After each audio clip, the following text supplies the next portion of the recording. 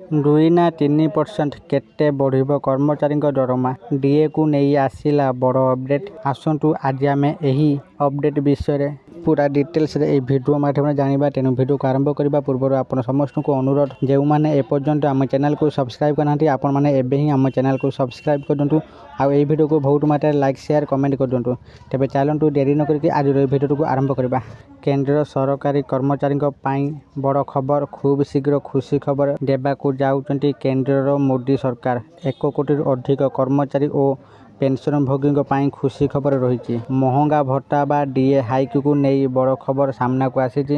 ମହଙ୍ଗା ଭତ୍ତା ବୃଦ୍ଧି ପାଇଁ କେନ୍ଦ୍ରର ଲକ୍ଷ ଲକ୍ଷ କର୍ମଚାରୀ ଅପେକ୍ଷା କରି ରହିଥିବା ବେଳେ ଏନେଇ ଖୁବ୍ ଶୀଘ୍ର ବଡ଼ ଘୋଷଣା କରିବେ କେନ୍ଦ୍ରର ନରେନ୍ଦ୍ର ମୋଦି ସରକାର।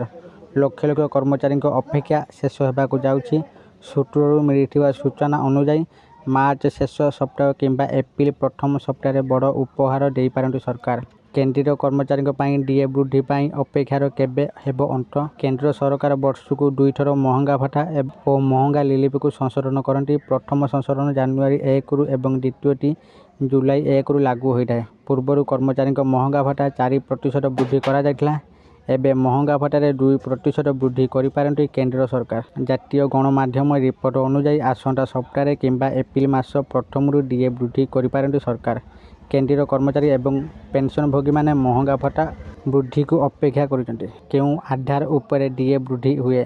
ମୁଦ୍ରାସ୍ଫୀତିର ହାର ହ୍ରାସ କରିବା ଓ କର୍ମଚାରୀଙ୍କ ଜୀବନଶୈଳୀକୁ ଉନ୍ନତ ମାନର ରଖିବା ପାଇଁ କେନ୍ଦ୍ର ସରକାର କର୍ମଚାରୀଙ୍କୁ ମହଙ୍ଗା ଭତ୍ତା ପ୍ରଦାନ କରୁଛନ୍ତି। ଶ୍ରମ ମନ୍ତ୍ରାଳୟ ଦ୍ୱାରା ପ୍ରକାଶିତ ଏଆଇସିପିଆଇ ସୂଚକାଙ୍କ ତଥ୍ୟ ଆଧାରରେ ସରକାର ଏହାକୁ ପ୍ରତି 6 ମାସରେ 2 ଥର ଗଣନା କରନ୍ତି। ମହଙ୍ଗା ଭତ୍ତାର ହିସାବ ବେତନ ସ୍କେଲ୍ ଆଧାରରେ କର୍ମଚାରୀଙ୍କ ମୂଳ ଦରମା ଉପରେ ମିଳିଥାଏ। କେତେ ପ୍ରତିଶତ ବୃଦ୍ଧି ହେବ ଡିଏ? ମିଡିଆ ରିପୋର୍ଟ ଅନୁଯାୟୀ ଏଥର ମହଙ୍ଗା ଭତ୍ତା ଓ ମହଙ୍ଗା ରିଲିଫରେ 2% ବୃଦ୍ଧି ହୋଇପାରେ। ତେବେ ଏଥର ମହଙ୍ଗା ଭତ୍ତାରେ କେତେ ପ୍ରତିଶତ ବୃଦ୍ଧି ହେବ ସେ ନେଇ ଆଧିକାରିକ ଭାବେ କୌଣସି ଘୋଷଣା କରାଯାଇ ନାହିଁ।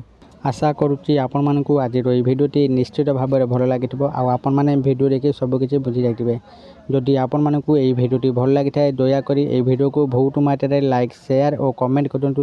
ଆଉ ଯେଉଁମାନେ ଏପର୍ଯ୍ୟନ୍ତ ଆମ ଚ୍ୟାନେଲକୁ ସବସ୍କ୍ରାଇବ୍ କରିନାହାନ୍ତି ଆପଣମାନଙ୍କୁ ଅନୁରୋଧ, ଆପଣମାନେ ଏବେ ହିଁ ଆମ ଚ୍ୟାନେଲକୁ ସବସ୍କ୍ରାଇବ୍ କରିଦିଅନ୍ତୁ। ଆଜି ପାଇଁ ଏତିକି, ପୁଣି ଦେଖା ହେବ ଆଉ ଏକ ନୂଆ ଭିଡ଼ିଓରେ। ସେତେ ପର୍ଯ୍ୟନ୍ତ ମୁଁ ଦୀପୁ ଆପଣମାନଙ୍କଠାରୁ ବିଦାୟ ନେଉଛି। ରହୁଛି, ଧନ୍ୟବାଦ।